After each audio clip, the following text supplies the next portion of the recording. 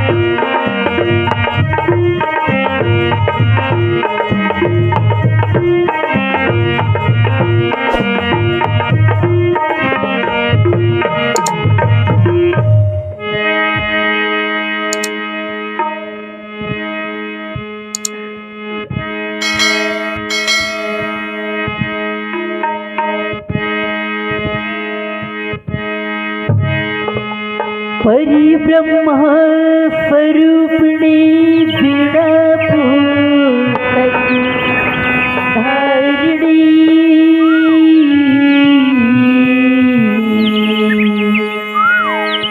संगी सखी शुभकर्णी हंसवाहिनी रागिनी जन्म जन्म मोरी दीर्घ जन होय देई परी वरदान वो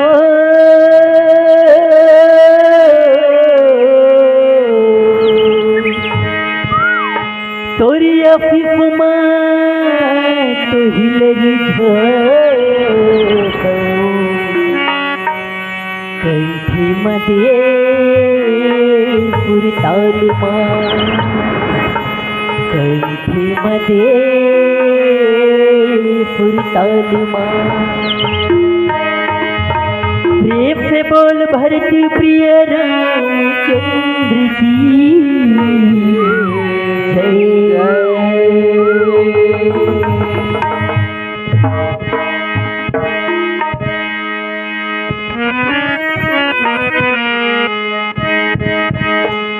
पुरी के देवैया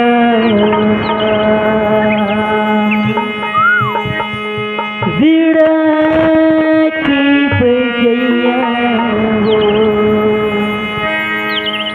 भारी भमताई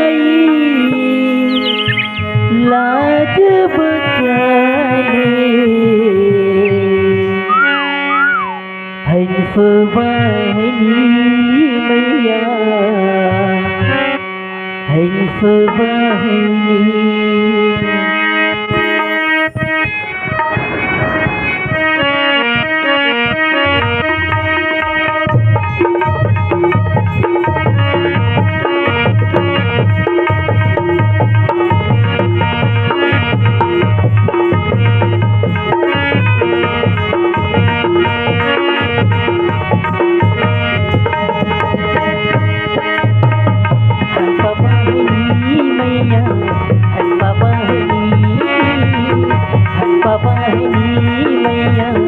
हंसवाहिनी।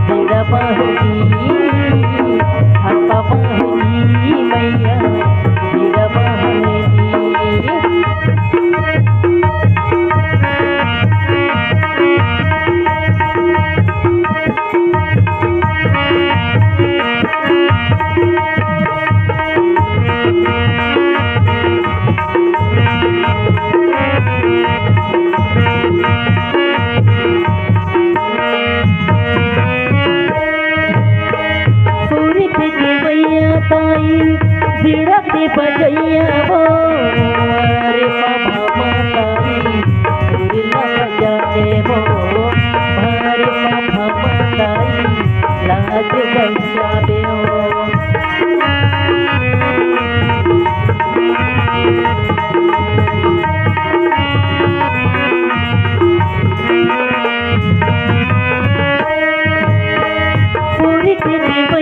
ताई सुरीला बजावे वो भारे बाबा ताई लाज बजावे वो भारे बाबा ताई लाज बजावे वो। लाज बजैया माँ पूरी की भैया वो लाज बजैया माँ पूरी की भैया वो भारे बाबा ताई लाज बजावे मैया तेरा बाहिनी बाहिनी मैया तेरा बाहिनी।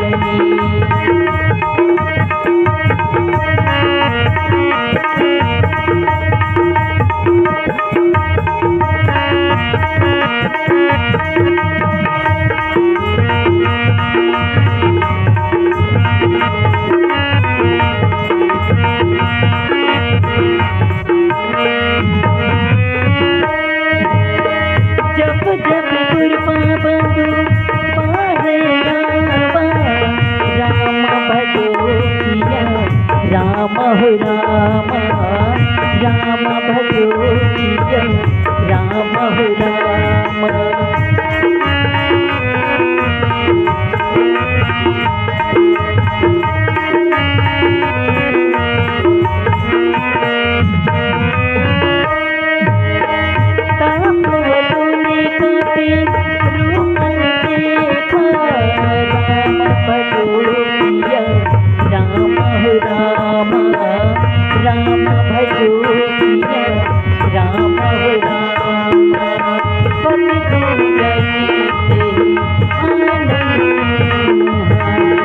पति लघु रूप राम भजो पिया राम हो राम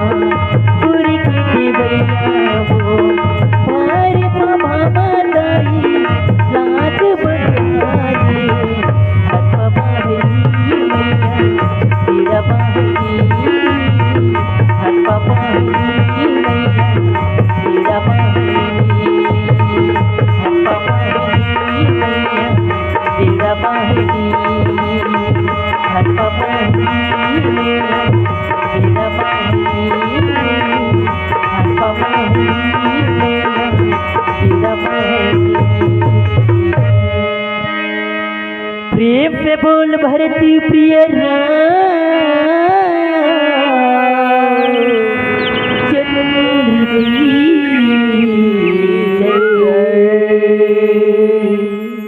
जैसे जैसे सूर्य सा बदन बढ़ावा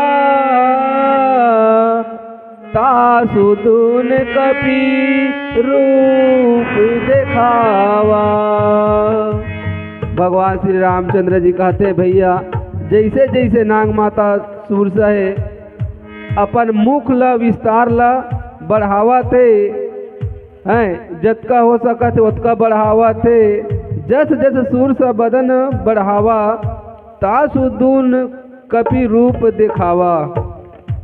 जतका बढ़ा जाते नाग माता सूर्य से अपन मुख ला ओखल दुगना हनुमान जी है बढ़ावा थे वाय है ना अपन रूप ला ओखल दुगना बढ़ावा थे। सत भोजन ते ही आनन किन्हा अति लघु रूप पवन सुत लीन्हा कहते। अपन विस्तार ला बढ़ाते और हनुमान जी उनका दूना रूप एकदम दुगना रूप दिखलाते थे। कहते उसने 100 योजन 400 कोस का है कहते है। तब हनुमान जी ने बहुत ही छोटा रूप धारण किया कहते, सत भोजन ते ही आनन किन्ना अति लघु रूप पवन सुत लीना कहते, मतलब बहुत छोटा कर, एकदम बहुत छोटा सा रूप ले कहते है, छोटा सा रूप धारण कर लिया। एक प्रकार से भैया गोस्वामी तुलसीदास संत समाज के बीच बखान करे भैया। और नीचे में का के होला हमार मास्टर गाक सुनाई, बोल लखन सिया रामचंद्र की जय।